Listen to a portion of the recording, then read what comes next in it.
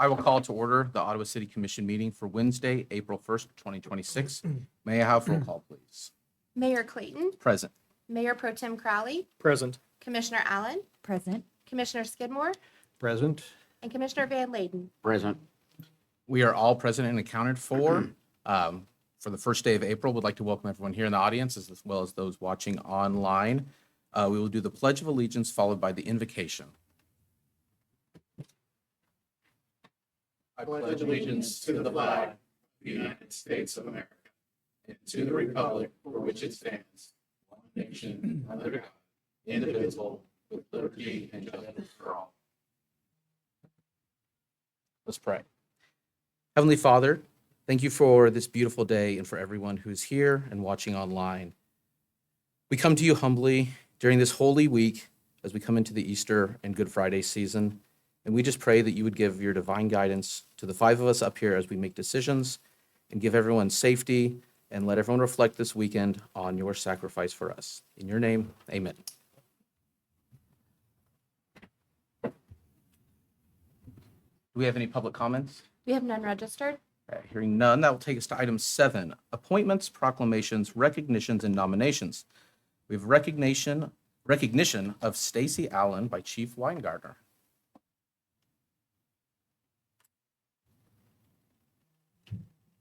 Welcome, Chief. Thank you, Mayor and Commissioners.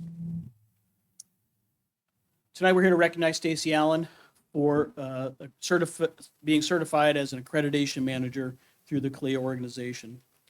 Accreditation is a vital framework for professional excellence, accountability, and continuous improvement, ensuring the department consistently meets the high standards of service to the community. Achieving certification as an accreditation manager is a multi-year process for individual continuation of excellence that will ensure the department's accreditation program is served by a recognized expert in all aspects of accreditation. The department was first accredited by CLIA in 2015 and has since maintained reaccreditation every 4 years since. Stacey Allen serves as the accreditation of property manager and joined the department in 2018. She successfully led the agency through the reaccreditation process in 2019 and 2023, and will again in 2027. Her dual role includes management of the department's property and evidence room and administration of the digital evidence system. She drives program development in support of departmental initiatives and has written and managed several grants, and recently was certified and joined our department peer support team. Within the CLIA organization is a certification program for accreditation managers, designated each as an expert in the process of accreditation. Requirements to receive this certification include completing at least one 4-year cycle of the accreditation process as the accreditation manager of record, and having at least one accreditation cycle with award without any conditions. Conditions mean any issues that they found during the annual on-site inspections.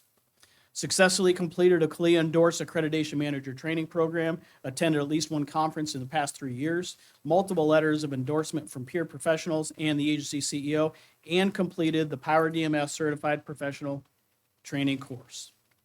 The department has a comprehensive professional development program to ensure that staff has opportunities to attend advanced law enforcement training, and it is part of our annual planning process, the budget process, and each individual development plan.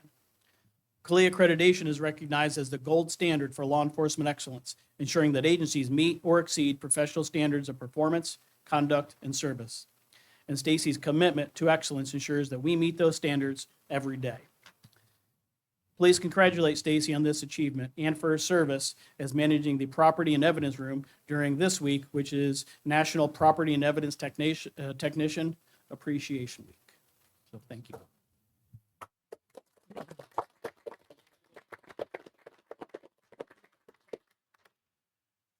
Thank you. Yeah, thank you. Stacey, would you like to say anything? You don't have to. Okay, well, thank you again. I know it's too far in between that we see you here whenever CLIA seems to come up, but we appreciate all the work you do for the department and for the citizens here and everything that goes into that. It's kind of a behind the scenes job, so I'm glad we were able to get this opportunity to say thank you for all that you do for us. Thank you, Chief. Okay, that will take us to the consent agenda, item 8. The consent agenda consists of minutes from the March 11th, 2026 regular meeting, minutes from the March 25th, 2026 study session, February 2026 finance reports, minutes from February 26, 2026 Planning Commission meeting, approval of pavement restriping bid, approval of dust control bid, partner agency reports for February 2026 for Ottawa Library and Ottawa Main Street Association, and an agenda approval. Motion to approve. We have a motion. I'll second. We have a motion and a second. Any further discussion? May I have roll call, please? How do you vote, Commissioner Crowley? Yes. Commissioner Skidmore? Yes. Commissioner Allen? Yes. Commissioner Van Layden? Yes. And Mayor Clayton? I vote yes. That was a lot of stuff, but thank you. That'll take us to item 9, declaration. At this time, I'd like to give the commissioners a chance to declare any conflict or communication they've had that might influence their ability to consider today's issues impartially. Hearing none. We will skip over item 10, unfinished business, as there is none. That will take us to item 11, new business. Item 11A, consider approval of street rehabilitation project, chip and seal. This item is to consider approval of the street rehabilitation project utilizing chip and seal method for designated streets as part of the city's annual maintenance program with Director Welsh. Welcome. Good evening, Mayor and Commissioners. And this presentation is going to cover both the chip and seal bid and the concrete joint. So that way we're not doing the same exact thing back to back, but yeah, just point that out from the beginning. So like you said, this presentation is for the 2026 annual street maintenance projects.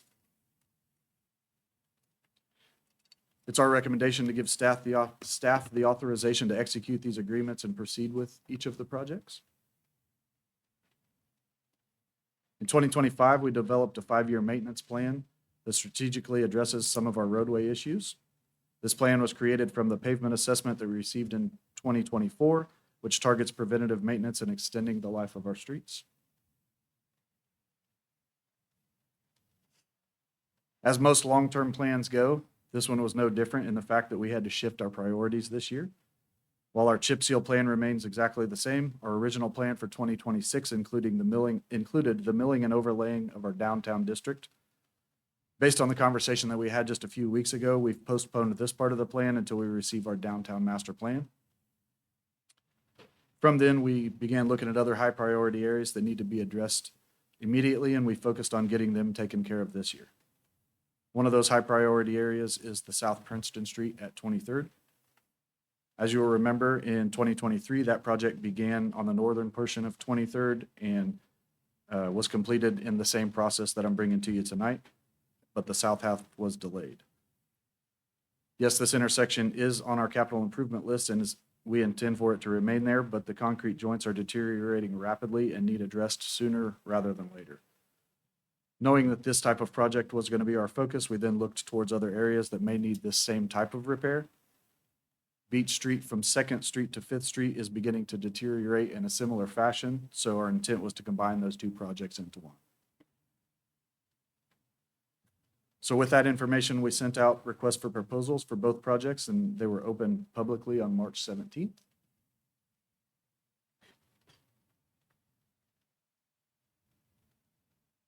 We received 2 bids for the chip seal project, with the lowest one being from Vance Brothers at a little over $147,000.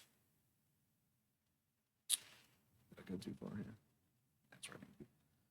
The concrete project received 3 bids that had a large separation in price from one another. The lowest of those bids came in at a price of just under $500,000, which was nearly $100,000 higher than our estimation and our engineer's estimate of $404,000. So while all of our projects are important and need to be done, the higher priorities of these 2 particular projects would be the South Princeton area. So our recommendation is to focus our efforts on that project and defer the Beach Street to another time. So that way we can keep this project in total as close as we can to the projected 2026 budget. With that, I would point out that even with the Beach Street project being removed from this in totality, we would still likely exceed our original planned budget of $517,000 for repairs this year, potentially around $15,000. That will be depending on the exact measurements of the concrete repairs as we go out there and mark them on site.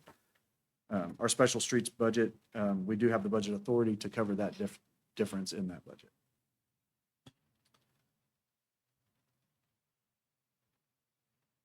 So with that, we are requesting the authorization to execute each of these agreements. The first agreement being with for the chip and seal project with Vance Brothers, and the second being for the concrete patch project with Freeman Construction. You would also have an option to defer these to a further meeting if you need to continue to have discussion. With that, I would stand for any questions you might have. Thank you, Director Welsh. One question on the chip and seal. Could you kind of explain what, I think a lot of us have seen chip and seal, what DAST is, the dual Yeah. application or double application? Yep, so that's exactly what it sounds like. So instead of just the single layer of chip and seal, they would actually, essentially, they're just going to do that twice at the same project. So DAST is double asphalt surface treatment. Okay. So you're So that's getting still the, twice the yeah, project. treatment, aggregate. Basically. Okay. Yeah, DJ, I recognize Vance Brothers' name, but the Freeman Concrete, is that a new one, or we've had them before? I don't know that they've done work for us in the city. They have done work with, our city engineer has done work with them in the past, and he gave their recommendation. Okay.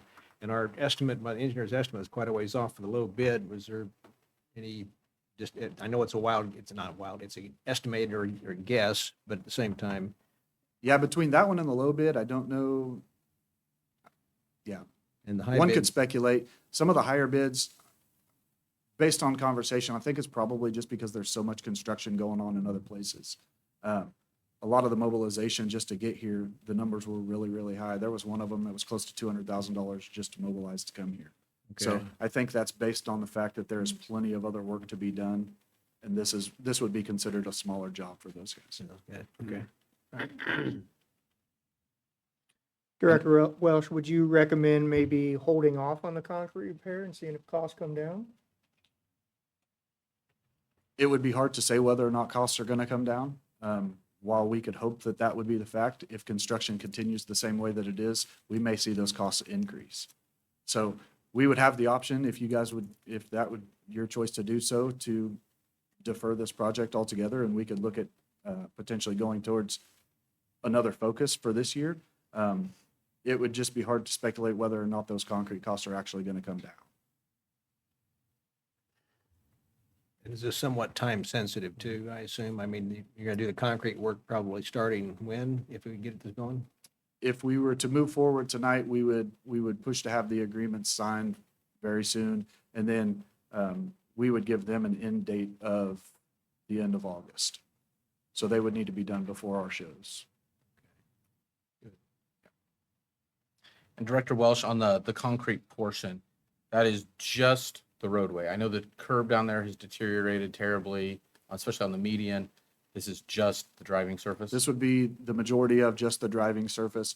Depending on what the roadway ended up looking like, if the numbers came back not as much as what we thought that they might be, we would add some of those curb cuts in there. Those curb cuts may be some of the things that our staff might be able to take care of throughout the year. But the road surface needs to be addressed immediately. And this was 12 inches, 14 inches thick? Yeah. It's the much surface- thicker the than like a surface is 12 normal. inches. Okay. Do you know what a normal road, like Willow, where it's paved typically on that? big It's floor? probably between 6 and 8 inches. Sure. When we did a look at Beach Street, it is 8 inches. Director Welsh, on the chip seal, they use an oil as an adhesive? Is that what it is? Initially? Essentially, yes. So is there anything in their bid that is contingent on oil prices? For the chip seal part? Yeah, That's a good question, and I don't have that answer right off the top of my head. I just know how volatile it's been lately. And in regard to that, the chip seal bid came back lower than what our estimate was. So I don't think that what's happening overseas had any type of an immediate effect on the chip seal process. It came back a little bit lower than what we were expecting. I guess I'm more concerned that if we give them the go ahead and they get started and they say, hey, by the way, oil prices have doubled, we need to adjust our bid. Is there some preventative measures we have for that? I would look towards our legal, maybe to help me address this situation. once we accept the bid and lock in that bid price in the contract, that'll be what it is. Okay. So price fluctuations will have to be at risk to the contractor, not to the city. Thank you. With that being said, we've done a lot of work with Vance Brothers in the past, and I think we've always had a great relationship with them. Director Welsh, you may not know on the patching on South Princeton with 719 square yards. Do you know how much surface area? I guess we could calculate that's roughly a foot thick. So do you have, what percentage of that roadway is getting done? I just ask because, not that I'm wanting to go this way, but often when we do these, in a few years, every time there's a saw cut, that area needs done a few years down the road. We see it a lot on I-35, a lot of places as they patch those saw cuts, in a few years, it's water infiltration. We start having those issues again. Obviously, full replacement would be much, much more. Do you guys even have a ballpark on if we're spending a quarter of what full replacement would be, are we spending 10%? To kind Yeah, of figure out where that threshold The area might that be. we're talking about, that's a good question. And the area that I don't have a great answer as far as what the percentage would be, but it's a very small percentage of the actual concrete that's out there. So we're only talking about doing the joints, each one of the joints, approximately probably 2 foot wide. So the majority of the concrete surface out there is in great shape. It's just where the water is getting into those cracks. That's what the problem is. And Director Welsh, sorry, keep going. Do we have that chunk on kind of capital improvement or our long-term road plan for a full reconstruction at some point, kind of in our 15, 20 year or whatever? It is. Yes, that the entire 23rd Street intersection, I believe all the way to, if you were to go on 23rd Street, west to King Street, and then east a little bit way, I don't know how far east, maybe to Cedar, and then all the way basically to the I-35 on-ramps, and then to the north a little bit. That entire intersection is in the capital improvement to be replaced at some point. But as you said, we're talking a much larger dollar amount than what we're talking for just these minor, I would say minor repairs when you're talking about the capital improvement. And I know for me, obviously, it is higher than the amount we had expected, but do we have any idea on traffic counts? I don't know the number of thousands of cars that traverse that every single day. I know I've hit some potholes that they feel like they shake you to your core, and what potential risk do we have for damage to vehicles? And this is our potentially main approach to town as vehicles are getting off the interstate and coming to shop and buy and do things. And That's a good question. As far as the traffic count, we do have those numbers based on one of the documents that we had made for us, one of the traffic or studies that we had done here a few years back. I don't know what those numbers off the top of my head are, but yes, they are in the thousands every day. So yeah, there is a significant amount of traffic that comes on and off of I-35 right there. thank you. And do you know when there was work done 5 years ago? Do you know when that was? It was COVID kind of messes with my timeline on when that work happened. Do you have any idea? I know they did some patching there before. Yeah, just to the north, Yeah. the north section of that was in 2023. 23. Okay. Yeah, and kind of go back to Commissioner Crowley, what you had asked before, the dollar amount that we spent in 2023 was significantly less than what it's being proposed as tonight. So I don't know that we would see those concrete prices go down based on it's going up significantly that much in these 2 years. Yeah, and I wasn't looking for a long-term, decrease. I mean, I'm just looking for a spike and a lull there. We all know in construction, once it goes up, it stays up. Yeah. So unfortunately. I was really interested to see the disparity in the bids. Obviously, we've got two with really high mobilization fee, but just your price for the concrete per square yard. We've got 470, 342, and 605, and that's quite a big disparity in, kind of consistent pricing across the board.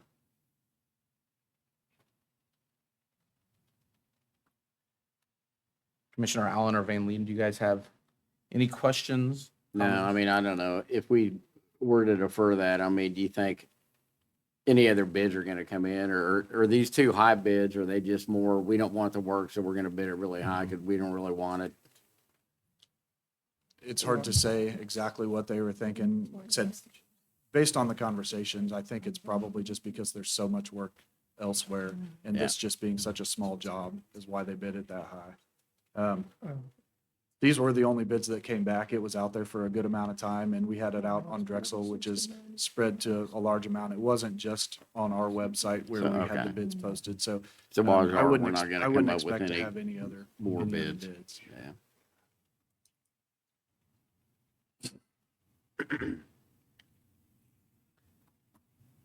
I guess kind of initially, do we have any more discussion around the chip and seal portion of?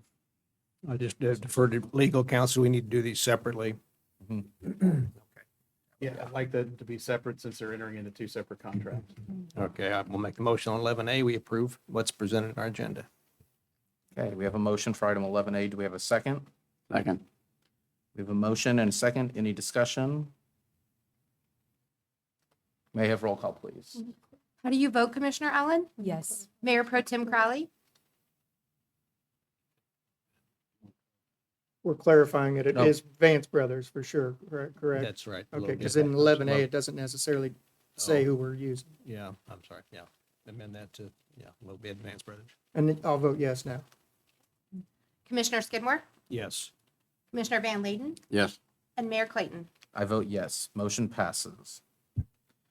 Thank you. Okay, so on I'll make the motion. We approve item 11B and go with Freeman Concrete. we have a motion. Do we have a second? I'll second. We have a motion and a second. Any discussion? Hearing none, may I have roll call, please? How do you vote, Mayor Pro Tem Crowley? Yes. Commissioner Skidmore? Yes. Commissioner Van Layden? Yes. Commissioner Allen? Yes. And Mayor Clayton? I vote yes. Motion Thank you. passes. Thank you, Director.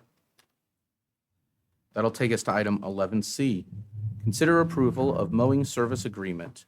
This item is to consider approval of the 2026 nuisance mowing contract and authorize staff to enter into an agreement with KB's Lawn Care LLC for abatement services in accordance with city code. We have Director Harkin presenting. New Year, Mayor and Commissioners. Every year we bring as an item to you a mowing contract to do for mowing for nuisance properties, essentially, is what it amounts to. This is no different. We've advertised like we do every year and then took bids at a regular bidding process. Our recommendation to you tonight is the approval of a contract with KB's Lawn Care of Olathe. This is the company who did nuisance abatement mowing last year at the city as well. This gives you an idea of the number of parcels we looked at last year. Over the last few years, the numbers have fluctuated, the number of properties have fluctuated that we've dealt with. Sometimes it depends on the mowing contractor, sometimes it depends on how many staff we have in place, but we did have some active staff last year that helped, and we had a contractor who did provide very timely service dealing with properties as they came up. Again, this is an annual award. We advertised for this twice. We did have 2 bids submitted that were on time and then 2 late submittals that were rejected. KB's Lawn Care, as I mentioned, had last year's contract awarded to them as well. They are registered in Kansas. They did a great job for us last year. Staff had no complaints. So the cost of performing this, however, while initially paid for by the city, does get transferred on to property owners as a lien on the property if not paid within 30 days. City attorney has reviewed this item, has no issues with it, and has approved it as to form. So again, staff's recommendation is to approve the award contract and actually go ahead and sign the documents or authorize their signature. In terms of alternatives, you can deny this request and direct us to republish the RFP if you desire, or if you think there's additional information, you can defer this to a later date. With that, I'd be happy to answer any questions on this item. Thank you, Director. It is interesting to see the numbers kind of based on, I think, rainfall each year too probably plays a role in how fast yards are growing and get away from people. What does the process look like? You know, as someone has a yard, it's growing, what does that look like before it gets to this point? So code enforcement, you have to remember, is always complaint driven. So typically when we get a complaint call or an email, we send staff out to take a look at the property, try and talk with the owner first. if it's an issue of resources and needing some extra help, we try and give them the time. And if we know of resources we can direct them to, we'll do that as well. The current code enforcement staff has done a very excellent job of being very gentle-handed with nuisance properties so far. I think that will continue, especially with mowing. So far, it's been more focused on junk and debris in yards, some mowing. So after that discussion, usually there's a letter that goes out saying, here's the formal violation. And then we start the abatement process after that if we don't see any progress. We typically, once we give notice, we give 30 days to do something to address the issue, and then we come back and do a follow-up inspection and do citations from there. Thank you. Yep. Yeah, Director Hart, I don't see a price amount on this. Is it, am I missing that? Or are they doing it per job or per hour? How they bid?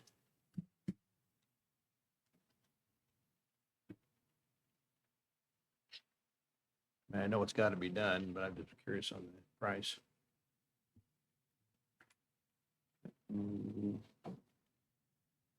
They had it in their bid, and both submittals wrote varied.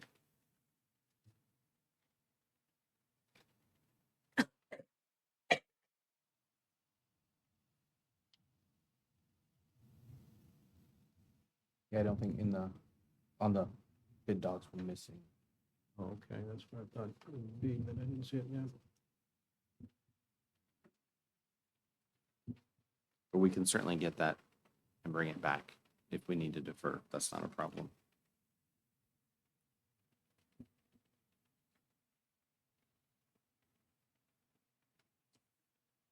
But the KB was the low bid, or is that we're going on based on what they did last year for us? I was not at the bid opening, but my understanding is they were the best suited, one based on price and two based on performance last year.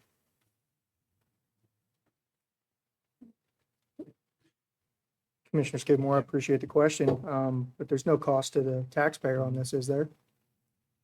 No, generally, we wind up passing the cost on. If we have to pay for it, we pass it on as a lien unless the property owner comes in and pays for it. On the property itself. Yeah, it'll be and then assessed. If and whenever it's sold, then we'll get our money. It could be years, but it could be the next year, so. we don't know. Correct. Okay. The time we run into problems, commissioners, is when we have a property that ultimately ends up in a tax sale. So we file the mowing lien. We ask it to be treated as a special assessment. So it is taxes, but it does come a junior priority to the actual property tax lien to the county. So. Okay. So I recall when these came through, I think they quote rates. So rate per hour on mowing, rate per hour on trimming. And so that's why it varies, because you'll see in the matrix there's different services and they quote rates per hour to do those things. Right. And that it generally winds up 125 to 135 an hour. So depending on the equipment they bring out. And Director Harkin, you may know this, or City Attorney Finch, are we essentially, as the city, upon this agreement, they hit a stump, I've mowed several yards that get overgrown, you don't know what's in it. They damage their equipment, is that all on them? Does that cost come back to us or the property owner? Or if there's a situation where they're unable to see something and damage equipment, do you know how that is handled? So you'll note that the contract is in your packet, page 106, 107, includes our standard service agreement that their equipment is theirs. They indemnify us for any damage that they may cause in the performance of their services, which is fairly standard contract provision. They furnish at their own cost all of their equipment and are responsible for any risk of loss. Plus, they have to carry insurance pursuant to any agreement that we have with a contractor for the city. So we do not pay for their equipment if it's damaged. So they're assumed to walk the site, know what they're getting into with their equipment when they come into them. Thank you. Any other questions or comments? If not, I would stand for a motion. I'll make the motion. We approve item 11C. I'll second that. We have a motion and a second. Any other discussion? May I have roll call, please? How do you vote, Commissioner Van Layden? Yes. Commissioner Allen? Yes. Mayor Pro Tem Crowley? Yes. Commissioner Skidmore? Yes. And Mayor Clayton? I vote yes. Motion passes. Thank you. And we'll just keep you up here for a while. So That'll take us to item 11D, consider approval to issue RFP for infill housing pallet. This item is to consider approval to release a request for proposal, RFP, for development of a set of pre-approved housing plans to support incremental housing development and streamline the permitting process. With Director Harkin.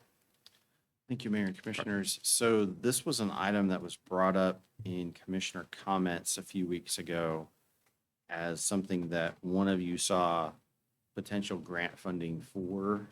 This does not have any attachment to any grant funding request, but it is something that staff currently in the Community Development Department have been a part of in previous communities they've worked in. And so when that information was shared, we were asked to put a request for proposals together to show what that could potentially look like.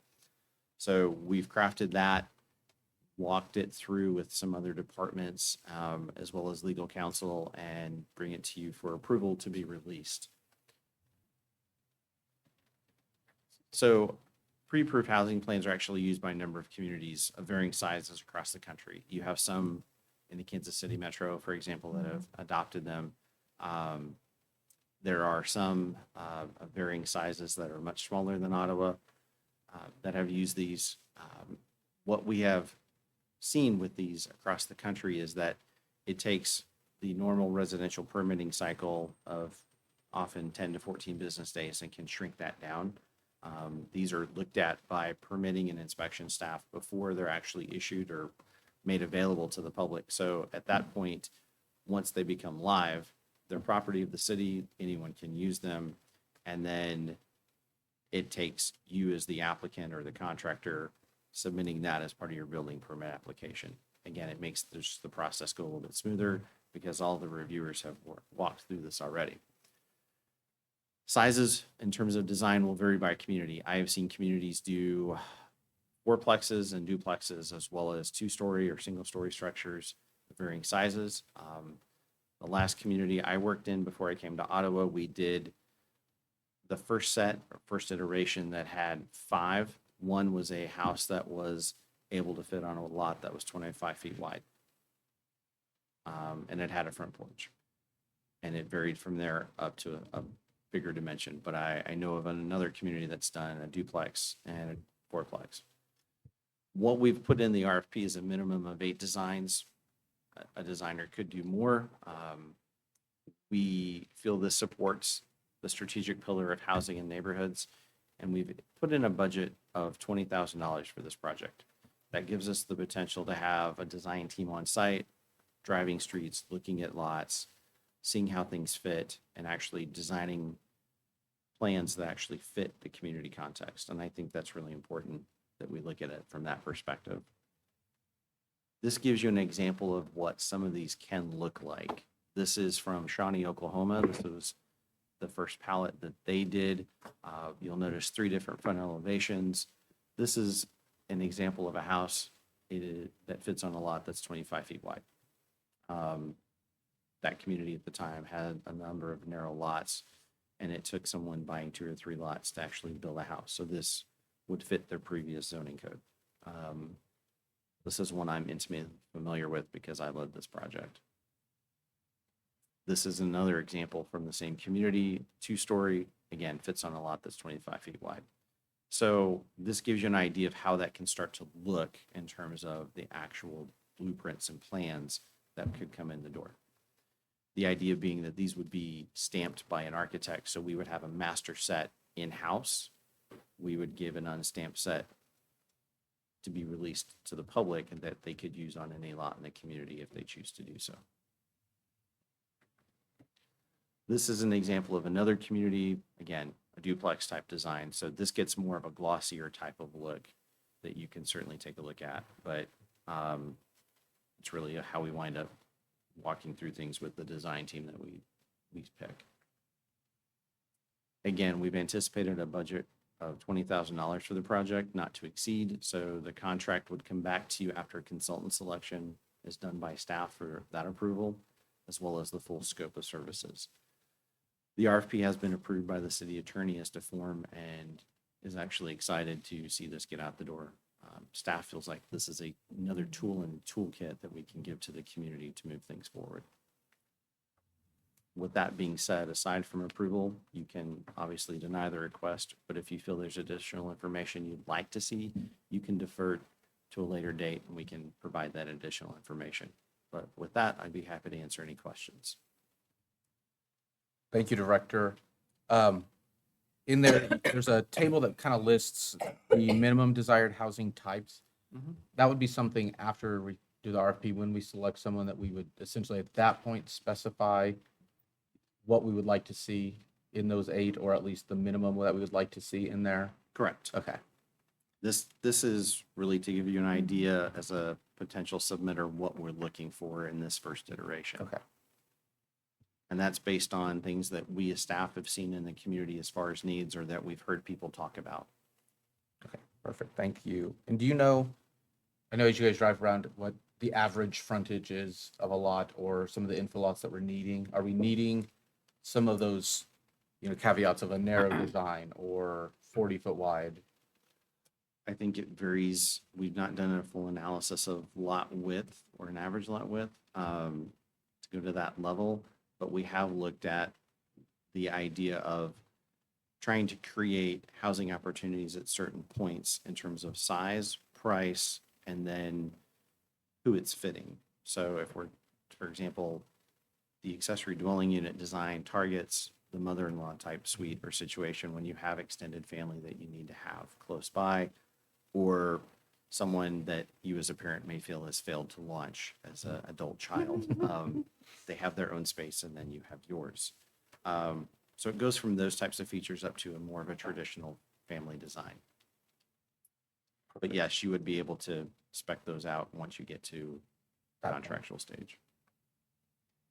I'm excited to see this idea come to fruition, or hopefully come to fruition, because I know a year ago when we were in Washington, D.C., when we were standing in line, we were talking with another Kansas community who does this in their community, and it really speeds things up in their process. And so we were excited to bring that back here as well. And although it's not new to you guys at the time, it was new, I believe, to us. And so it was exciting to learn something like that, and hopefully implement here as well.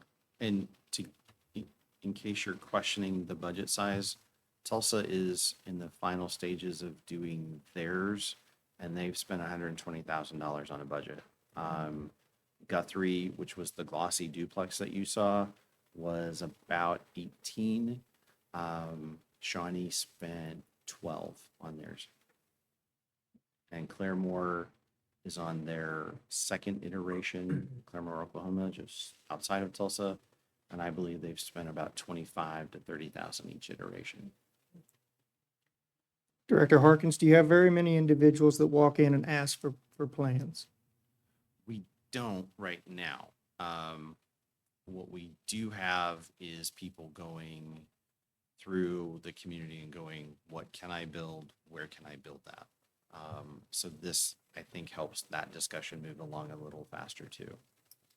And I think for some of our builders, this gives them another design in their toolkit as well to take and walk through. Because if you look at the way this is set up, you as the contractor walk through, and the property owner all the fixtures and finishes. So this is just the guts. Commissioners, I think after this, what we'll talk about is the marketing component and how we get the word out about this once we get our bids back and get the message out to the community and those hopefully first-time home buyers. I just, as a contractor, the majority of time, they're bringing their plans in already. We're trying to maybe pick and, have one or two people come in and say, hey, do you have something I can build? Most generally, they've already contacted a general contractor. They've already found their own plans, things like that. So I really have heartache with spending $20,000 to get a few pre-approved plans that we may never dish out to anybody. We've had the pre-approved plans discussion before, but it wasn't in this context. The context was the contractors that we have building now we want to streamline their building ability by having their plans pre-approved because they built the same houses over and over and over. Not necessarily a few plans that are setting up their, gathering dust that somebody may never use. That's my concern with, Sure. these, I like, sure, I like the idea. I don't know of that many people that go to community development to find plans to build a house. I can tell you, my last community, when we did this, the biggest discussion point we had wasn't that, it was, I just want to make sure I can use these anywhere in town. We had nonprofits that took the plans and used them. We had individuals and individual contractors that did as well. And it's not designed to really compete with your local contractors. It's really just another tool in our toolkit and designed to help open things up more. I think the contractors that we have, they do what they do and they do it well. And I'm glad that they're here and that they do it well, because there's a big difference between a good and a bad contractor. And I'm happy to say we don't have those issues here. Having said that, we need to build more housing, and we need a big build in terms of the number of units. And this is another way to help start to push in that direction. It's not going to be a silver bullet that fixes everything. But again, it's another piece of ammunition in your toolkit. Well, I'm looking at, we're thinking about what Commissioner Crowley said. The homes that have been built here by some builders, they do kind of do the same thing all over town.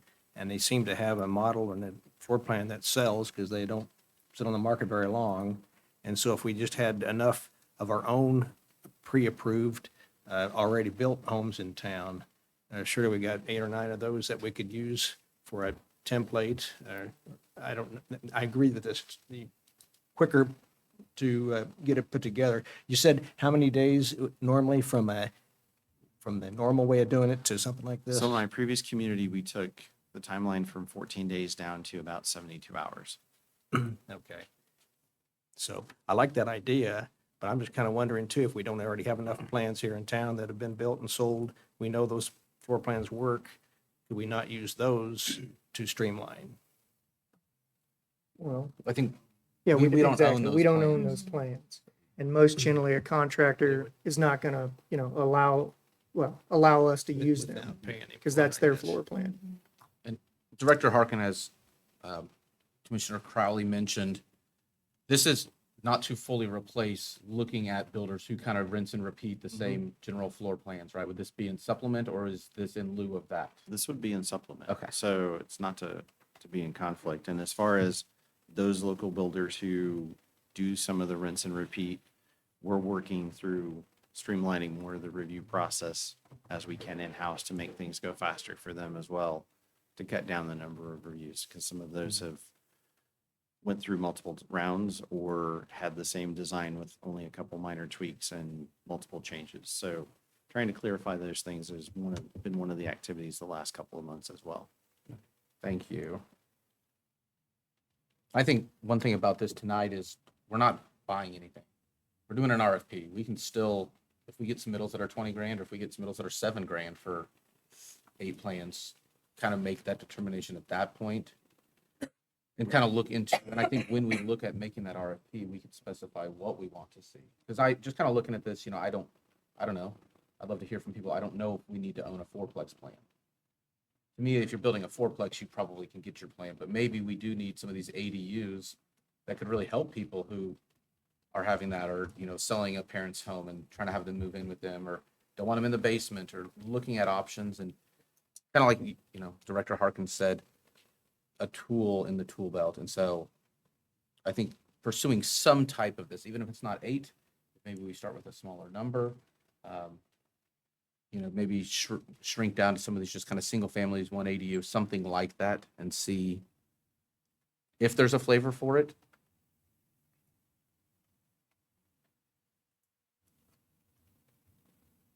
Any other questions, comments? Well, I guess on the RFP, if we looked at other companies, other designs, I guess they could submit some designs, and maybe these we don't think would fit here, but someone else would give us some design plans that, oh, this would work here. We can kind of pick and choose from that if we decided to. You can do that, and when you get to the contractual stage, if you pick a consultant, you can certainly work through, we'd like these specifics that we want to focus on. So if you want like a 3-1 with a garage, or certain other things, you can certainly focus on that. I'm not sure, do we have any 25-foot lots or? I don't know of any, but Mhm. we I do. think some mobile home, I think some of the, there you I think there's a few off 7th Street. yeah.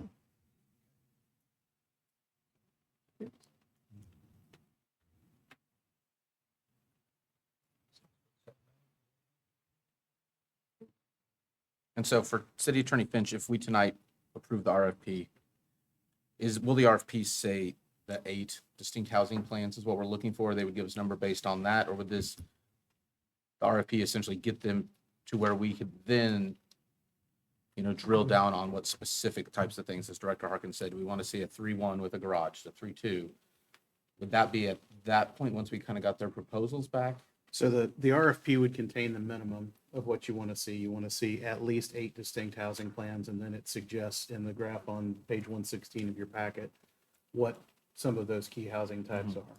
So I suspect that what you would get back is not a set of 8 plans. You'll get a proposal to say, we would come to town, we would meet with you, we would do X, Y, and Z to determine the housing need, and then we will give you designs. You'll still have, in that phase between the RFP and the contract, if you award a contract, the contract will have the specific deliverables that you want. And you'll be free at that point in consultation with staff to say, we only need 4 housing plans now, or we think we need 8, but it's a different mix of 8. So this is simply to put it out there and get the proposals back, and then the determination is made on what you actually want in the contract. And as you said, you're not entering into a contract, or bound to enter into a contract just because you put out the RFP.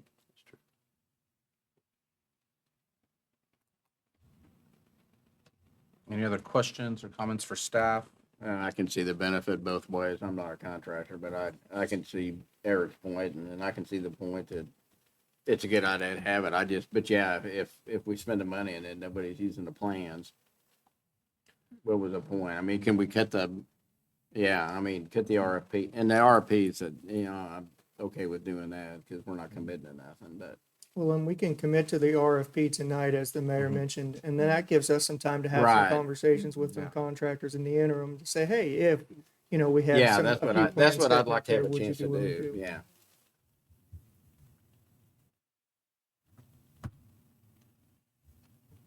With that, I would stand for a motion. Mr. Mayor, Commissioner, I move that we approve the issuance of the RFP for infill housing pallet. we have a motion. I'll Do second. We have a second. Any further discussion? May I have roll call, please? How do you vote, Commissioner Skidmore? Yes. Commissioner Van Layden? Yes. Commissioner Allen? Yes. Mayor Pro Tem Crowley? Yes. And Mayor Clayton? I vote yes. Motion passes. Thank you, Director. We'll keep you up here again. Item 11E, consider approval of construction easement for 15th and Main. This item is to consider acceptance of a temporary construction easement at the intersection of 15th and Main Streets for utility and sidewalk improvements and approval of the resolution forming the acceptance. In the words of Monty Python, now for something completely different. If you know that movie, you can be my friend. So this is an item that deals with a construction public works project that the city has already looked at and reviewed and is desiring to move forward on. This deals with the specific action item of a temporary easement. Staff's recommendation is that it be approved and the resolution be signed that accompanies it.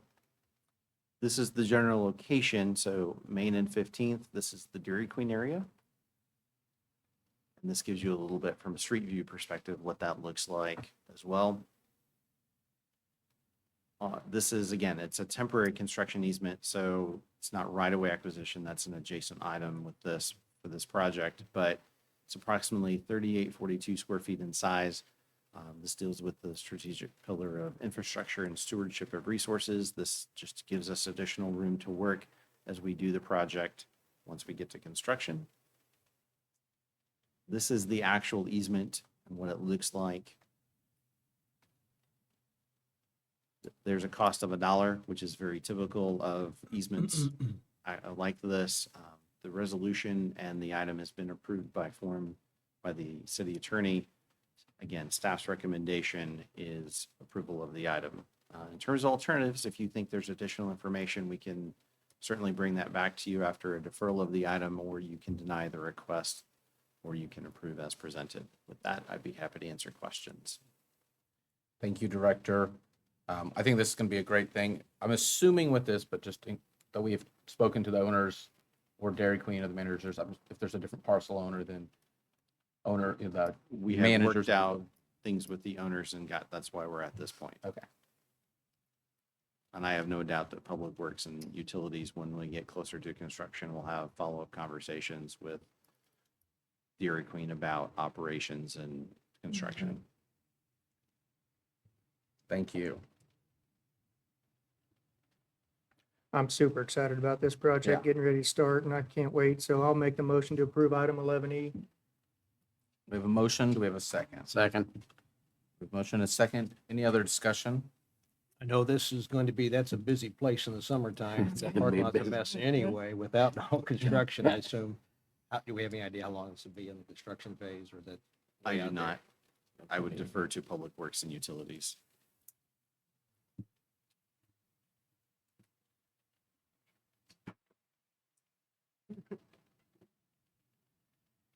That's a great question, Commissioner, and one that I really can't answer yet because we don't have an RFP or the contract out with the contractor that's going to be doing the work. I will say, however, after this has been approved, we are going to talk to our engineering firm and request that this project be completed either prior to the end of August or not start until after the end of September.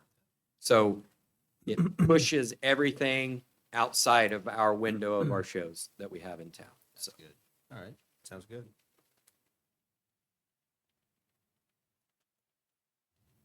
Any other discussion on construction easement? Or not construction? Nope, yeah. Okay, may I have roll call, please? How do you vote, Mayor Pro Tem Crowley? Yes. Commissioner Skidmore? Yes. Commissioner Van Layden? Yes. Commissioner Allen? Yes. And Mayor Clayton? I vote yes. Motion passes. That'll take us to item 11F. Consider approval of right-of-way dedication for 15th and May. This item is to consider acceptance of a right-of-way dedication at the intersection of 15th and Main Streets to accommodate utility and sidewalk improvements and approval of the resolution formalizing the acceptance. Director Harkin again. Thank you. So this is the companion item to the previous agenda, the item that you just approved. This is specifically for right-of-way. Our recommendation is approval and signing of the resolution. Accompanies it. Again, this is that general location. This, in terms of street view, the actual location of the right-of-way would be closer to what you see as the curb. This is approximately 456 square feet in size. As far as a right-of-way dedication, it's quite tiny, but it goes with infrastructure and stewardship of resources. So this is the actual easement, the area in darker gray, and you can see the dotted line just to the north of that would be where the easement is that you just approved. Again, the cost of this is $1. This has been reviewed and approved by the city attorney as to form, and staff's recommendation again is approval of the item.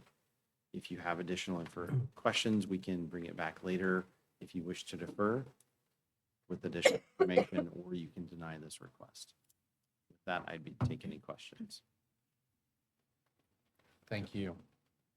I was happy to see that we have funds to cover this, so Yeah. that was included.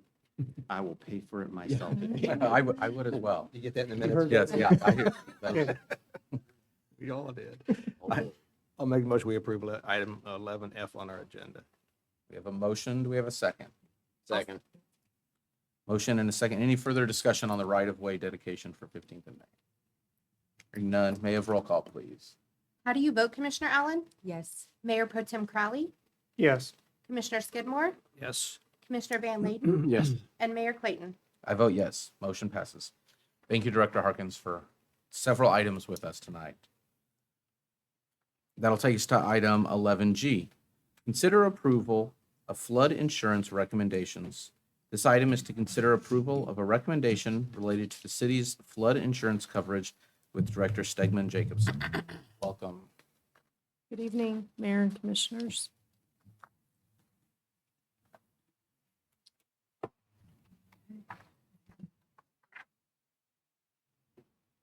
So staff recommends eliminating flood insurance coverage for all city facilities except for the police station and the wastewater treatment plant that we also call WRF, Water Reclamation Facility.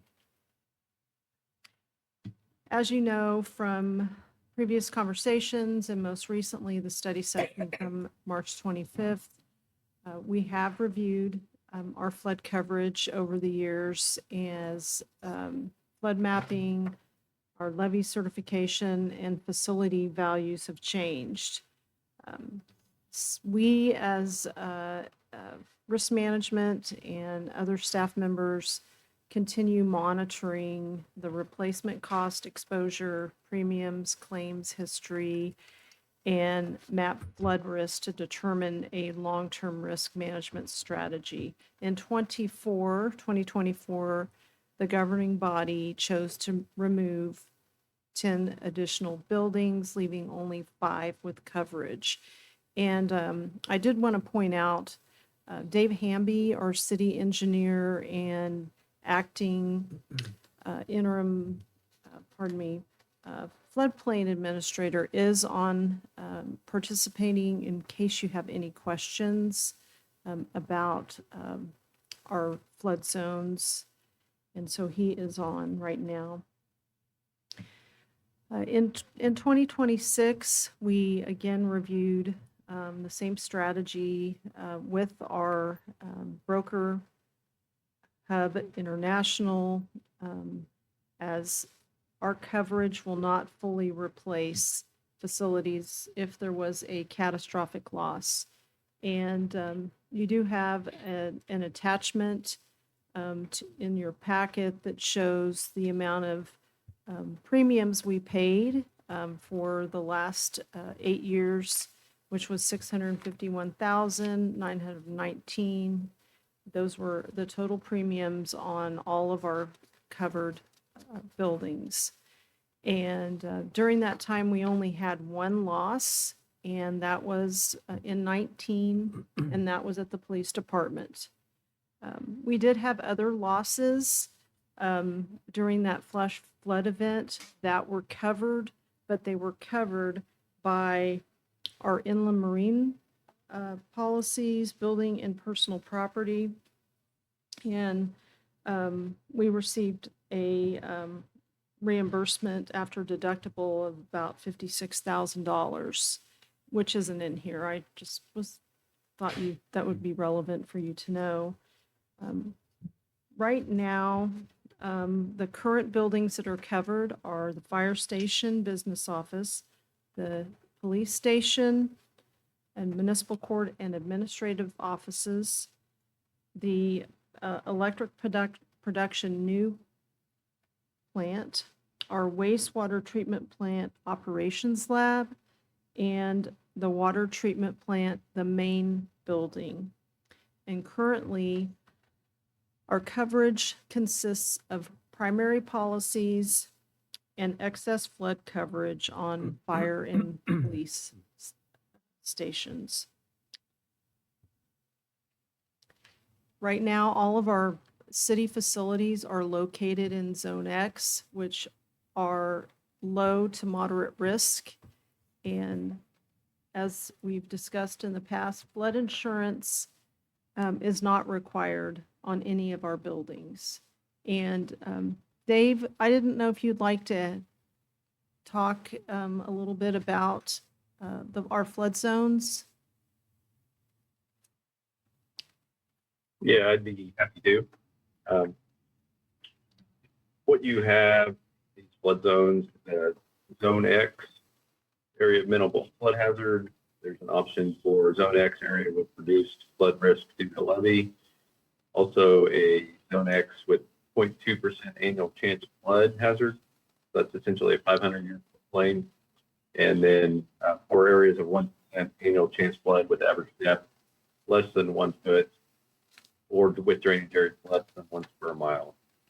And then those also zone AE, the 100-year floodplain, and the floodplain, which is a higher risk.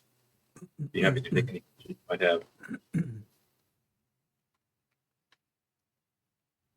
Does anyone have any questions for David? Okay, we'll continue. So all of our facilities were evaluated this year during renewal by operational importance and flood exposure. So we identified two critical buildings. That would be the police station that has the public safety operations, and then the wastewater treatment plant main building for continuous compliance. There is a chart, which I'll get to here in a little bit, that was provided by Hub International, our property and casualty broker, that depicts what you have listed here on your slide. Flood insurance coverage is approximately $14.4 million compared to an estimated $64.6 million in replacement value. So that leaves a gap currently of $50.1 million should there be a catastrophic loss, currently with all of our buildings being covered. And these are excerpts, and you have these in front of you. We've made, Scott Sneathen put these together from the FEMA website. These are depictions of where each of our buildings are in each of the flood zones. And there is a legend that shows where each are. And I don't know, Dave, did you want to mention anything about these? I know you just stated what zones each of these buildings are in. I think the map clearly shows what we identified. The one change study session was the water treatment plant main building located in an area of minimal flood hazard. Okay. Thank you.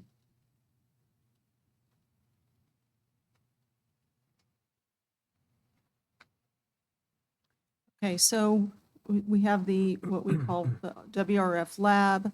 We have the fire department on this slide. Looks like, I'm not sure if it got copied over again. Fire, power plant, and water plant. On this particular slide, we've seen this. Nothing has changed with it since the study session.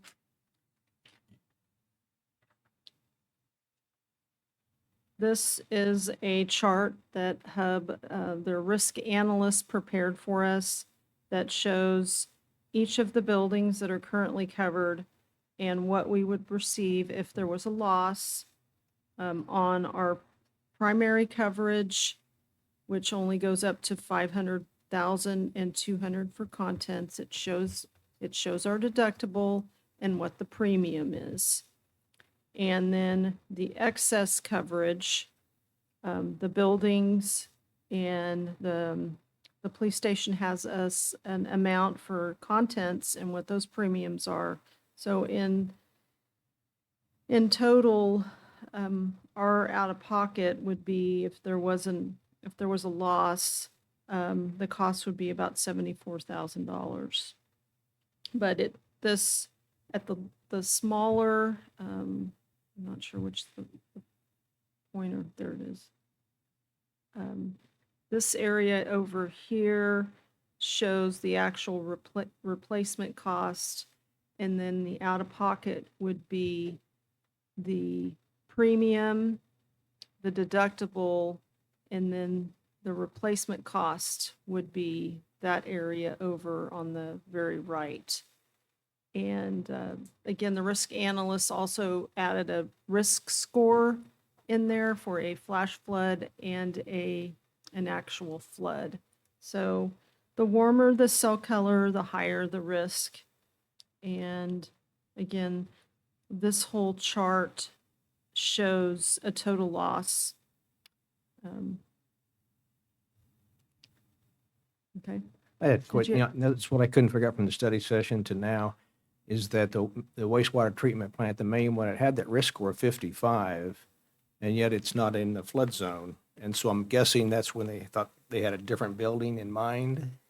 I don't know, but what we have covered currently is that particular building. We don't have the, previously we had, and I'm not gonna have this, say this correctly, so Scott may have to chime in. We had all of the buildings, the utility office was covered, the dewatering, which I think is called the solids building now, and what I was supposed to, pardon me, I was supposed to get some additional quotes in case you were interested in seeing what that would cost, but though the main operations of processing of waste, that's not covered. It was covered and it's not. The decision in 24 was to remove all the coverage except for that main building. What Okay. is the larger, Solid building. the other one with the tanks? The headworks. Headworks. That's what it's called. That's the building closest to beach? No. So we're talking about wastewater? wastewater. Okay, I'm getting, okay. So we're talking about the water water reclamation facility or wastewater treatment plant. Okay, well, I just, this risk score, I don't know who put this together. I think they made a mistake. So Go it ahead. was Hub that did this. Yeah, okay. Hub then that's made what- this, and it is, they know exactly what buildings are covered under the policy. All right. Well, because I'm looking, like, for instance, the fire station, it's in a light brown right now. It had a risk score of 10, and yet the wastewater treatment plant, the main one, is in the no flood zone. It had a rating score of 55, and that's what didn't seem to. So Makes sense to unfortunately, me. I am, But you didn't prepare this. Hub is not on this, did not participate in this meeting, so I cannot elaborate. Okay.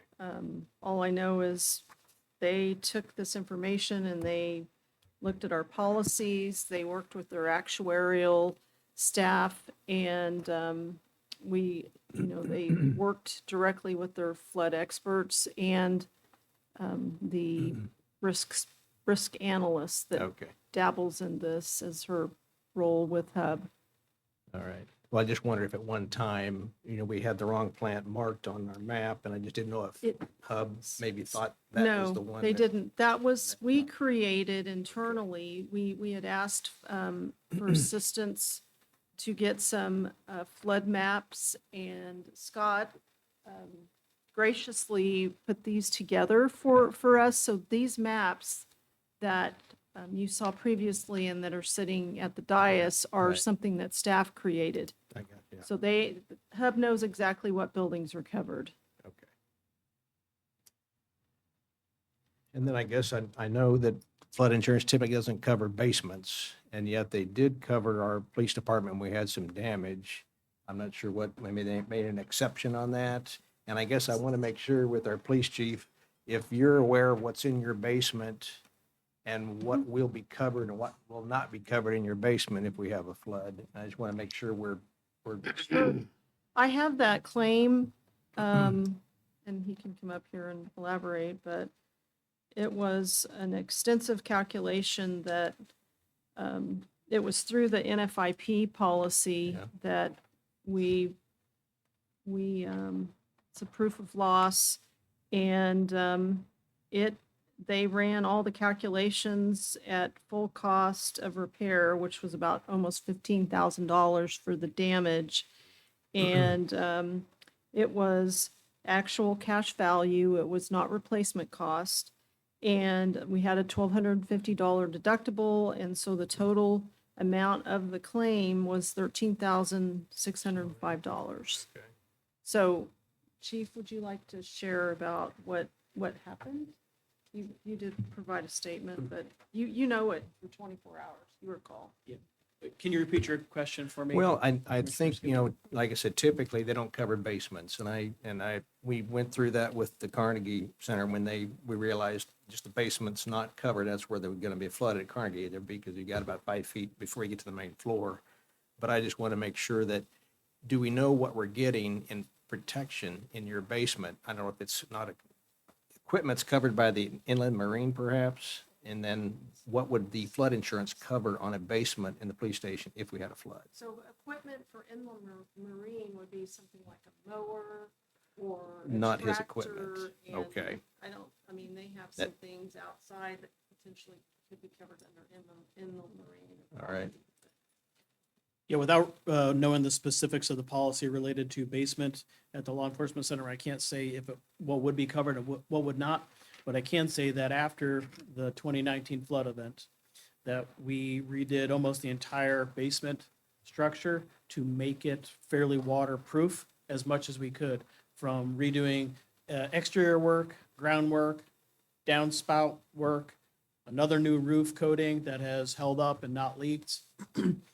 Took away all of the linoleum tile out of the basement and went with a polished concrete floor throughout the entire facility to make it water pervious.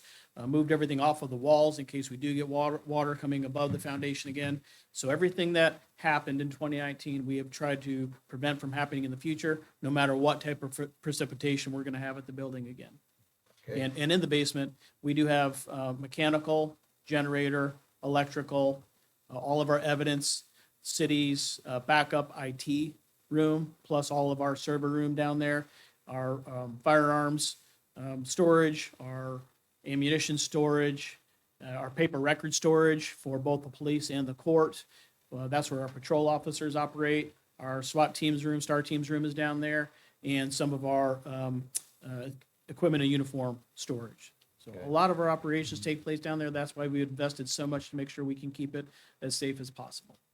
Well, that's what I just want to make sure that we're communicating with the insurance company, that they can tell you if there is a flood, and if they only cover the basement, not the main level, what's covered. There's a few exceptions. Okay. Of what's covered, and I don't have that. I sent Okay. that to you a few days ago. Well, and I read don't through have part of access that, to and my- I realize, I'm Yeah. not sure if it covers everything, but it would take a lot of water to get to your main level, which is what flood insurance covers, the main level, because your street levels, it's about 5 feet lower, I think, than your floor. I'm looking at, just guessing it when I was at that intersection. So it would take a lot of water to get to your main level. Yeah, and the damage that occurred last time was not necessarily that flood water rising from the street to our building. It was from the river through the ground, through our basement foundation. It seeped through every porous surface Yeah. that concrete is.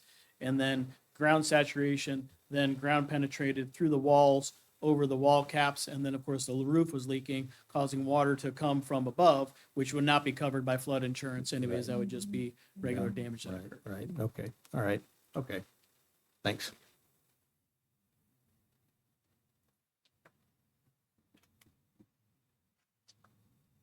And Director Stegman Jacobson, just to clarify, if someone's listening, it's just kind of Sure. new to them, we still have property insurance. Yes, This is specifically what we're discussing specifically right now is That is right. flood insurance, that not is correct. not any other catastrophe, a tornado and a storm event, something like that. This Mhm. is simply for storm. Okay. Correct. Okay. So right now, our policy, if we renew and cover all 5 of those buildings, on the primary side, the renewal cost, which is now replacement cost, they were able to find, instead of actual cash value, a replacement cost policy for 23,700, and the excess coverage on both the flood and police station would be 44,419, with a total annual premium of 68,122. What staff is proposing is to continue covering the police station with primary and excess coverage, and the wastewater treatment plant main building primary. So that would change the annual premium To the primary would be 8,800, in excess 29,000, with a total of 37,963, which would be a savings of about 44% of 30,159. So as far as legal considerations, there is no legal requirement that the city maintain flood insurance on any of our buildings. We can remove them from the if they're removed from the policy, they're not insured for flood damage. So our recommendation is to maintain flood insurance only on the police station and on the wastewater treatment plant main building, and then eliminate coverage on all other buildings. And we ask that you take final action today. And as our coverage renews on policies on April 10th and April 27th, we need to let the carriers know that we're moving forward with renewing and canceling. And you have on this presentation, I did reference all the attachments that are in your packet: the claims versus costs, the Zone X map, and the 2026 flood risk versus replacement cost analysis, and then municipalities with accredited levies, which I didn't reference during the presentation. Two more Do you have quick any questions. more questions? I got two more quick ones. Okay. Do we know that the county, they're right across the road from beach, and they're in a more severe flood zone than we are? Do they cover, do you know? You know, that's a good question. We didn't check with them. That's all right. And also, I know last year, year before, maybe we had the premium already kind of in our budget, and we only spent part of that net difference we kept. We kind of started a reserve fund, if I remember Yes. right. Sure, we sure did. Okay. And Melanie can chime in if I don't state this correctly. She's got the information also, but we budgeted to put into a damage reserve line item in the risk management budget, and we adopted 85,000 in 2025, and for 2026 it's 90,000. And so our goal is to achieve $1 million. And Melanie figured that by 2035, we would have at least $1 million in that fund, shy of 15,000. Those were her quick calculations this evening. I'll be an old man, but I'll come back to that meeting and say congratulate you all. Okay, thank you for that. Any other, Well- do you have some more questions? And for folks that weren't here last week, obviously we had a much more extensive conversation last week about all this. I know when you ask for us to make a decision tonight, a lot of times we're like, wait a minute, hold on. But our study session consisted of an extensive conversation about that. I want to actually give some props to our Commissioner Skidmore here. I was trying to figure out how many times he was going to continue to run and get reelected before he actually got this taken care of. So I think he's kind of happy he got his 4-year term this time, and it's happening initially. I don't know what he's going to do from now on. But I mean, quite frankly, thank you, because if you look at some of these numbers, I mean, in 2018, it was 67,000, up into 2023 is $137,000 a year that we were paying. And, with his persistence, in that conversation that we had in 2024, it dropped all the way down to half of that. So there was $70,000 in savings just on there. And now we're talking about adding another $30,000. So thank you for saving the citizens of Ottawa $100,000 plus if we move forward with, what we're discussing tonight. As well, thank you to Michelle and Dave, who's on tonight. And, last week there was several people available and a plethora of information and a lot of really good stuff to kind of pour through, and a lot of data. So appreciate all the staff time and then, even third-party time that went into getting this for us. Thank you.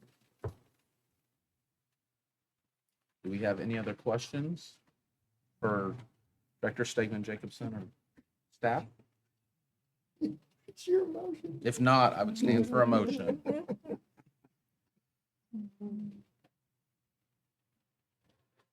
I'll make the motion that we approve item 11G on our agenda. We have a motion. Do we have a second? I'll second. We have a motion and a second. Any other discussion?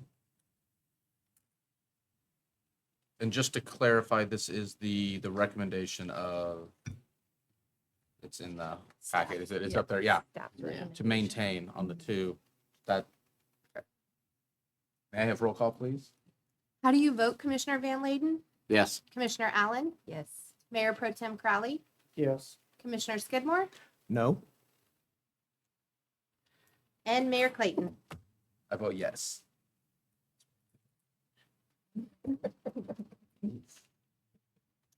Okay, thank you. Thank you, Michelle. I really do. I know you did a lot of work on this thing. I really do appreciate that. And Dave Hamby too, if you're still on, thank you for your work, Sue. Appreciate that a lot. Yeah. That'll take us to item 11H. Request to rezone of 1729 South Princeton Street. This item is to consider approval of a rezoning request for property located at 1729 South Princeton Street from C3 to R3 as recommended by the Planning Commission. Director Harkin is back. Something new. Something new. So again, this is a request to rezone property at 1729 South Princeton. It is currently general commercial or C3. The request is to go to R3, which is high density residential. Staff's recommendation is approval of the rezoning after public hearing and testimony. It is a 5.91 acre tract. It is surrounded by existing development of multiple residential zoning districts, one of them being R3, which is to the north. So staff views this as an extension of that zoning district. There is R1 adjacent to the property as well, in addition to the current C3, which is also to the immediate west. The applicant is looking at doing construction of multiple family unit dwellings, and duplexes. Although the future land use plan indicates low density residential, staff is recommending approval based on the fact we feel like this is a good transition area, and this property can serve as a transition piece between those varying residential zoning districts. So this gives you an idea of the general location. So 17th, essentially in Princeton, right behind Daylight Donuts. This gives you a little bit closer up to give you an idea of the actual parcel property lines. And then this is what it looks like from street view. So this would be if Daylight Donuts were at your back, looking onto the property. When first approached by the applicant and / developer, this was part of the initial concept they brought forward for 8-unit apartment buildings, a 12-unit building, and then duplexes as well. They are taking into account the presence of a gas easement across the property, which essentially is running from one side of the site diagonal across. So when you look closely where the private drive to the 3 duplexes are, that drive is in the gas easement, and the duplexes are just outside of it. Their design team has taken great caution so far to avoid that. We've met with them twice before they submitted the rezoning application. Didn't see anything really of a great concern up to that point. And then we've met once with them after Planning Commission heard the item to start to talk more engineering analysis for the site. One of the issues that came up when this item came before the Planning Commission was sanitary sewer connections and locations. Some of the property owners to the south were concerned about the sanitary sewer having to run to their properties. Staff reviewed this again and told the Planning Commission connections would be made to the north through the pipe on the existing site. The other concerns dealt with traffic, particularly along Princeton, and that was an ongoing discussion from the days of the Hidden Lakes development coming before you. This is a street level view of Princeton. Would be with the current partial street closure signage behind this viewpoint. Staff went in after the planning commission first heard this item and added a proposal and request to the CIP to do street work along Princeton, either to do a cul-de-sac or widening. Many of the people along Princeton Street feel like the additional traffic heading north, along with deliveries, would need some kind of street resurfacing and widening to accommodate that. They feel like that would give a little added incentive for people coming off the site to go to 17th and Main instead of trying to come down and go around traffic barriers. Again, that's just a proposed CIP concept at this point in time, but residents along Princeton are in favor of that concept, and we're supportive of that as well, and are happy to keep encouraging that. Planning Commission, actually, with those things, when they looked at the item again, recommended approval on a vote of 5-0. Staff's findings are that the proposed development is compliant with the future land use plan. We feel the subject property, again, creates a transition area. The site would have access to 17th and Main, from a very short distance from the parcel's boundary. We also see this as a great infill opportunity for the community, which is consistent and encouraged in the comprehensive plan. Because of that, Planning Commission and staff both recommend approval of this rezoning request. As far as other alternatives, you can defer if you feel additional information is needed, or you can deny the request and leave the property as C3. With that said, I'd be happy to take any questions you might have. Thank you, Director Harkin, and thank you, Bob, for being here tonight too for this. It's been a parcel that's sat, for a long time, and I think this is an exciting opportunity. Having watched the Planning Commission meetings, there was, like you mentioned, a lot of discussion about that traffic flow, and so it was great to kind of see them kind of come to, a consensus to bring it to us as well. And I think I'm really excited to see when it goes through your department again, if it does get rezoned, and there's actually some proposals to build. And what that looks like coming to us. So. Mr. Mayor. Just a reminder to the governing body, this is one of those unique times under Kansas law when you act as a quasi judicial group to handle a rezoning request. And so just a reminder that the golden factors that we talk about from time to time, obviously this is not a controversial rezoning request, but your discussion should be grounded in the law and should be grounded in those factors. And if you need me to review those, I can. Those are the 8 factors. I think staff's recommendations go to some of those factors, and the staff report shows you that the Planning Commission was grounding its decision in those factors. But I just want to make sure that you understand the nature of your role here tonight, and the options are a little bit different. You can approve, you can deny by a 2/3 vote, or you can remand to the Planning Commission with instructions to consider factors that they may not have considered previously. So need to tell you that because we haven't done a rezone like this in a while, and we do have some new commission members, so I wanted to just update you on that and remind you of your obligations under the law. Thank you. With any other discussion?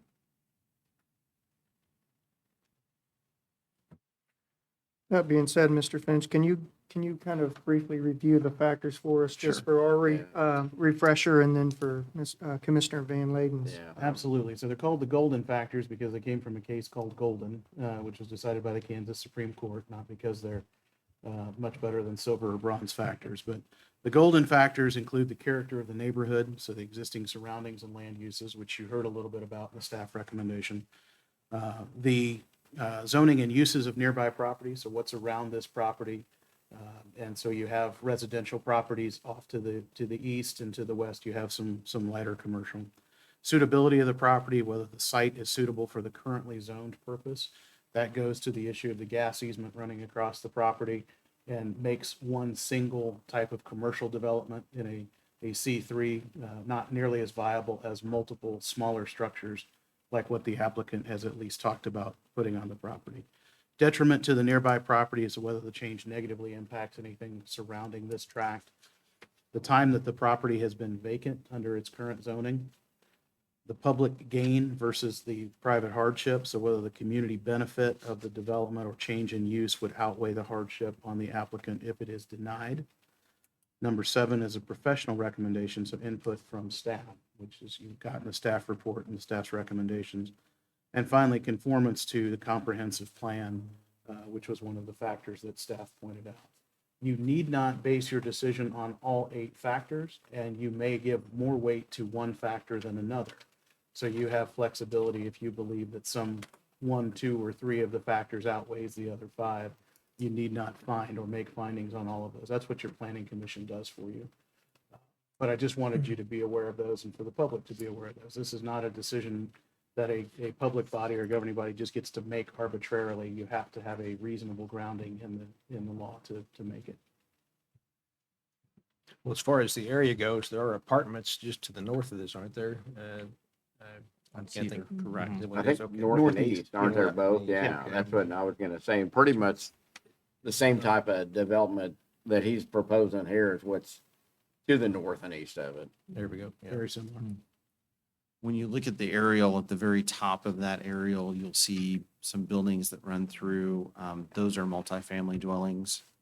And so the 8-plex buildings and the proposed 12-plex are on that north side of the site.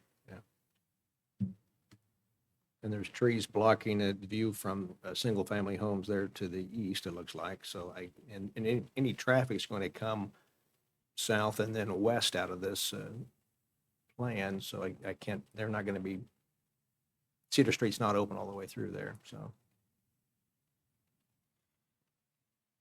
Well, certainly it does not negatively impact, the surrounding area with what they've proposed to put in. And I believe that there absolutely is a public gain. And at this point, I know it's premature, but at this point, I can't see any hardships. And I'm not a neighbor. I'm sure that maybe a neighbor could come forward and certainly inform me on what they think those may be, but I can't foresee any at this point, initially. And the neighbor to the south is one that Well, I was stole the gonna say, property, yeah. right? I don't see anything either, and it's just gonna be the neighbors to the south, right? I mean, you got, unless Daylight Donuts or somebody's got.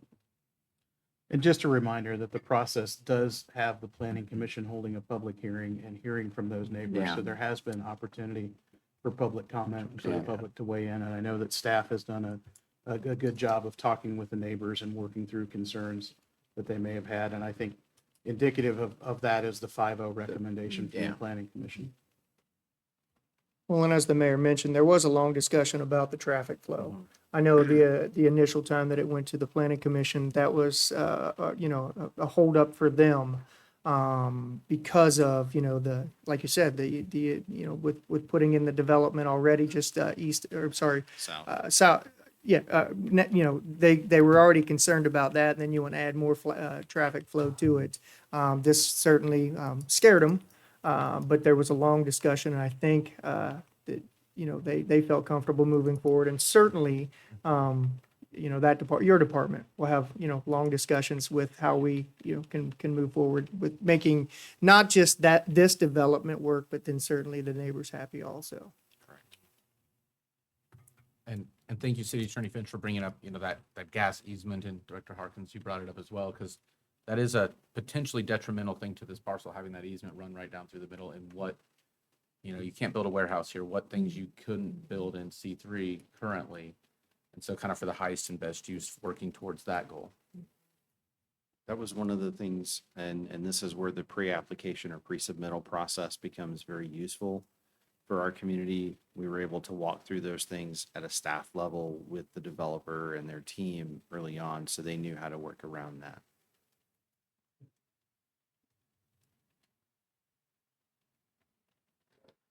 Do we have any other discussion or questions for staff?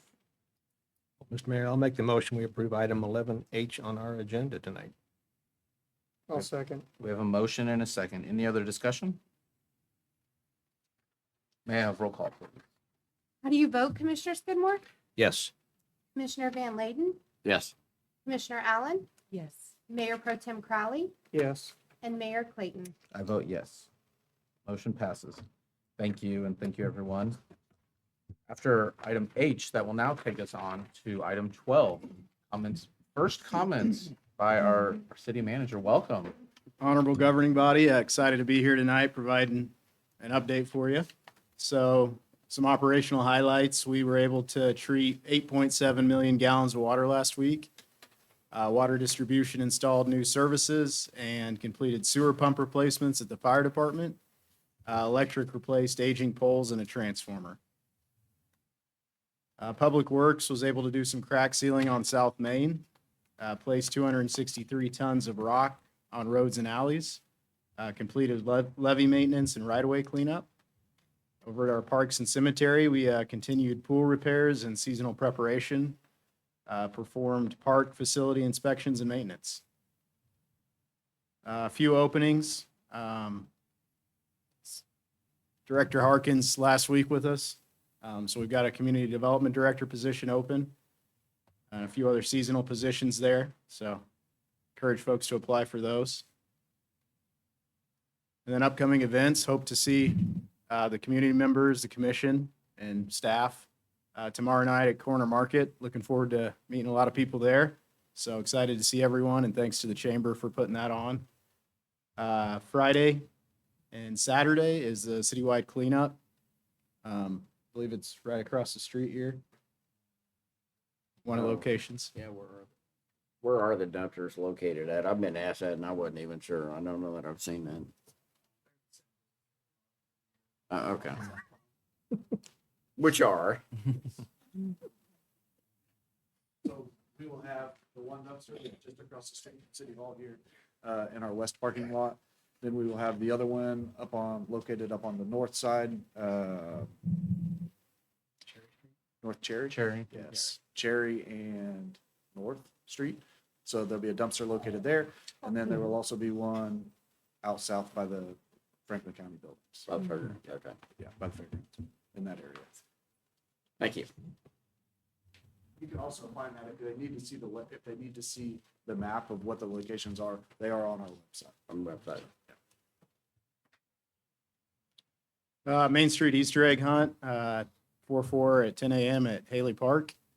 Ottawa Library's 9th annual seed and plant swap at 204 South Walnut from 5 to 7 p.m. That'll be on Thursday, April 9th. And then Thursday, April 16th, we have music bingo at the OMA at 7 p.m. I have a few items for April 8th next week. Agricultural lease agreement for 40 acres adjoining the airport. Another 4.7 acres adjoining the airport. Easements for a water line extension to the airport. Resolution defining depository institutions and authorized signers. Amended resolution for IRB for Premier Auto Phase 2. And then Melanie will be kicking us off on the budget process. We're all excited for you. That's all I had tonight. Thanks, guys. While you're up there, it's kind of more for Scott. They mentioned replacing a transformer.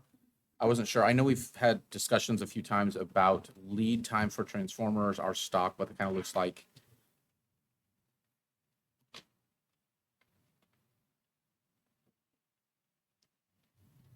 I want to answer that question that they've gotten a lot less on lead times, but I don't want to jinx things because we've got like 6 transformers out for purchase now.